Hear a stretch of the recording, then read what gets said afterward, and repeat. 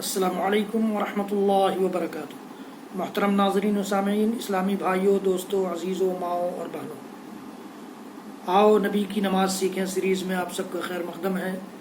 تقریباً 100 ایپیسوڈ اس کا آپ سن چکے ہیں، جان چکے ہیں۔ 95-96 نمبر کی یہ قسط ہے۔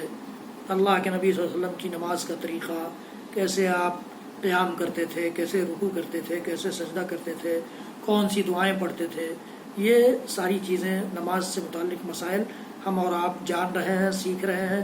آج کے اس ویڈیو میں بھی ہم اور آپ محترم سامعین، ہم اور آپ جانیں گے کہ فرض نماز ہو رہی ہے مسجد میں، اور اس دوران سنت اگر ہم پڑھ رہے ہیں یا پڑھنا چاہتے ہیں، کوئی سنت مؤکدہ ہے اس کو پڑھنا چاہتے ہیں تو پڑھ سکتے ہیں یا نہیں۔ تو آئیے دیکھتے ہیں، اللہ کے رسول صلی اللہ علیہ وسلم کی حدیثوں کی روشنی میں اس کو جانچتے ہیں، پرکھتے ہیں۔ اللہ کے نبی صلی اللہ علیہ وسلم کا ارشاد گرامی میرے سامنے ہے، صحیح مسلم کی روایت ہے، یہ 710 710 نمبر کی اور 712 نمبر کی حدیثیں ہیں۔ اذا اقیمت الصلاۃ فلا صلاۃ الا المکتوبہ، جب نماز، فرض نماز کے لیے اقامت کہہ دی جائے، اقامت کہہ دی جائے، تکبیر جس کو ہم بولتے ہیں اپنی زبان میں، اقامت کہہ دی جائے تو پھر اس فرض نماز کے علاوہ کوئی نماز نہیں ہے۔ کہ اللہ کے نبی صلی اللہ علیہ وسلم کی حدیث ہے، اس لیے ہم کچھ اور سمجھ کر اور کہہ کر ٹال نہیں سکتے ہیں۔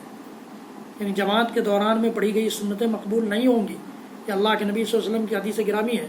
فجر کی نماز جب شروع ہو جاتی ہے تو بھی سنتیں نہیں پڑھنی چاہیے۔ مالک بن بحیرہ رضی اللہ تعالیٰ عنہ فرماتے ہیں، اللہ کے رسول صلی اللہ علیہ وسلم ایک شخص کے پاس سے گزرے جبکہ نماز کی اقامت ہو چکی تھی، اور وہ بھی فجر سے پہلے کی 2 رکعتیں پڑھ رہا تھا، جو بہت تاکیدی سنت ہے۔ آپ صلی اللہ علیہ وسلم نے اسے کچھ کہا، لیکن ہمیں علم نہ ہوا کیا کہا ہے۔ جب ہم نماز سے فارغ ہوئے تو ہم نے اسے گھیر لیا اور پوچھا، رسول اللہ صلی اللہ علیہ وسلم نے تجھے کیا کہا تھا؟ اس نے کہا کہ رسول اللہ صلی اللہ علیہ وسلم نے فرمایا کہ ممکن ہے کہ تم میں سے کوئی صبح کی 4 رکعت پڑھنے لگ جائے۔ یعنی 2 رکعت ادھر بھی ہو رہی ہے، 2 رکعت ادھر بھی ہو رہی ہے، 2 رکعت وہ 2 رکعت 4 رکعت کیا ضرورت ہے؟ سنتوں کے دوران میں جماعت کھڑی ہو جائے تو سنتیں چھوڑ دیں۔ سنتوں کی جماعت، سنتوں کے درمیان جماعت کھڑی ہو جائے تو سنتیں چھوڑ دیجیے، اس لیے کہ فرض نماز ہم اور آپ اچھی طرح جانتے ہیں کہ فرض نماز کے مقابلے میں سنت کا درجہ کم ہے۔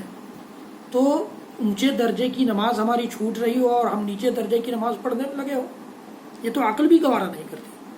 میرے بھائیوں، دوستوں، محترم سامعین، محترم حاضرین، آپ اس سے رک جائیے، چھوڑ دیجیے سنت کو۔ اگر آپ کو اتنا ہی زیادہ اس کا اہتمام کرنا ہے تو بعد میں پڑھ لیجیے، تم نے فرض نماز تو ضائع نہیں کیجیے، فرض نماز کو ضائع مت کیجیے، یہ سنت کے خلاف۔ عبداللہ بن عباس رضی اللہ تعالیٰ عنہ فرماتے ہیں، ایک مرتبہ صبح کی نماز کی اقامت ہو گئی اور ایک آدمی فجر کی سنت پڑھ رہا تھا۔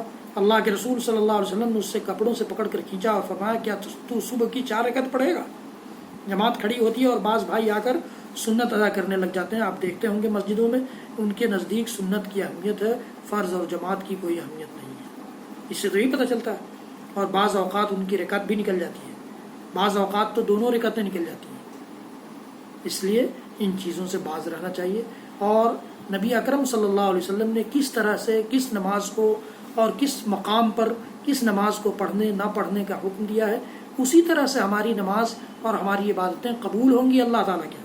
ورنہ محترم سامعین یاد رکھیے گا، ورنہ اللہ کے نبی صلی اللہ علیہ وسلم کے حکم کی خلاف ورزی کرتے ہوئے بڑی سے بڑی کوئی عبادت قبول نہیں ہو سکتی، قبول نہیں ہو سکتی، نہیں ہوگی، یاد رکھیے گا۔ اللہ رب العالمین ہم سب کو کہنے سننے سے زیادہ عمل کی توفیق دے۔ حضرات گرامی، آج کے ویڈیو میں بس اتنا ہی۔